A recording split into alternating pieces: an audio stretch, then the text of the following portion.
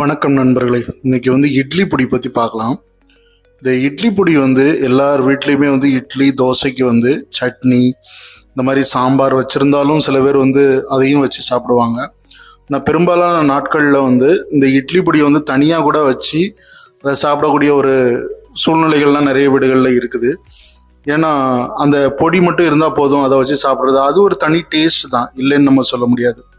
இப்போ நார்மலாக பொடியில் நம்ம வெறும் பொடியை சாப்பிட்டோம்னா தொண்டையில் ஒரு எரிச்சல் வரும், தொண்டை புகைச்சல் வரும்.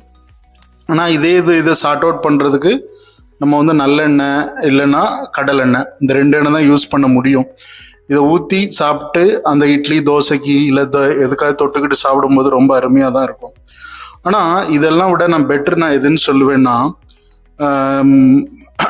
நம்ம இந்த கருவேப்பிலை பொடி இல்லைன்னா முருங்கை பொடி இல்லைன்னா பூண்டு பொடி, இந்த மாதிரி பொடிகளை நம்ம யூஸ் பண்ண ஆரம்பிக்கணும். ஏன்னா இந்த நார்மலாக இருக்கக்கூடிய மிளகாய் பொடியில் பருப்பு, கடலைப்பருப்பு, அப்புறம் உளுந்தம்பருப்பு, முளவத்தல், காயம் இதுதான் சேர்க்குறாங்க. இதை சரியான முறையில் அரவை கொடுக்கணும். இந்த அரவை சரியா இல்லைன்னா தொண்டை பூச்சல் வரும். அப்புறம் நிறைய திப்பியாக நமக்கு வயிற்றுக்கு ஒரு கேடை உண்டாக்கும். ஸோ அதனால் பொடி திரிக்கிறோங்கிற பேரில் ரொம்ப நைஸாக திரிக்கணும். பொடியை திரித்து அதை எண்ணெயில் சார்ட் அவுட் பண்ணி நம்ம சாப்பிடணும். ஆனால் இந்த முறை எல்லாருக்கும் தெரியறது இல்லை. சரி, பெரும்பாலும் நம்ம இந்த சாதா மிளகா பொடியை சாப்பிட்றத விட கருவேப்பிலை பொடி, முருங்கை பொடிலாம் ரொம்ப உடம்புக்கு நல்லது.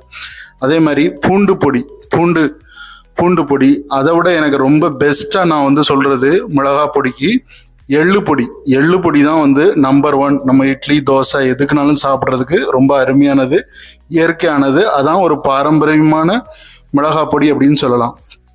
எல்லா மிளகா பொடியிலையும் நீங்கள் கொஞ்சம் எள்ளு சேர்த்திங்கன்னா அந்த எள்ளு பொடி ரொம்ப அருமையாக இருக்கும். அந்த எள்ளு பொடி தான் நிறைய நோய்களை போகக்கூடியது எள்ளு. ஸோ இந்த மாதிரி சட்னி சாம்பார் இல்லாத நேரத்தில் நிறைய வீடுகளில் நான் பார்க்குறேன், பொடி தான் வச்சு சாப்பிட்றாங்க. சரி, இந்த பொடி சாப்பிடலாம், தப்பு இல்லை. ஆனால் பொடியை எந்த பொடியை எப்படி சாப்பிடணும் அப்படிங்கிறத தெரிஞ்சுக்கணும். பொடியை நல்லா மையாக திரிக்கணும். ஏன்னா சில பேர் திரிக்கிறதுல 1-2 திரிச்சிருவாங்க. திரிச்சாலே அது என்ன ஆகும் அப்படின்னா தொண்டையில் போச்சல் ஏற்படும். அப்புறம் நீங்கள் எவ்வளோதான் எண்ணெய் ஊற்றினாலும் அது சரி இருக்காது. நல்லா கொஞ்சம் மையா அரைக்கணும். ரொம்பையும் சாப்பிட்டா இல்லை, கொஞ்சம் அந்த இது நமக்கு கிறிஸ்ப், அந்த ரொம்ப ரொம்பையும் பரபரன்னு இல்லாமல் நம்ம கொஞ்சம் மையா அரைச்சா தான் அந்த இட்லி பொடிக்கு நல்லா இருக்கும். சரி நண்பர்களே, வீடியோ பிடிச்சிருந்தா லைக் பண்ணுங்கள், ஷேர் பண்ணுங்கள், கமெண்ட் பண்ணுங்கள். மீண்டும் நான் உங்களை அடுத்த வீடியோவில் சந்திக்கிறேன். இட்லி பொடியை பற்றி எல்லாரும் வச்சு சாப்பிடுங்க.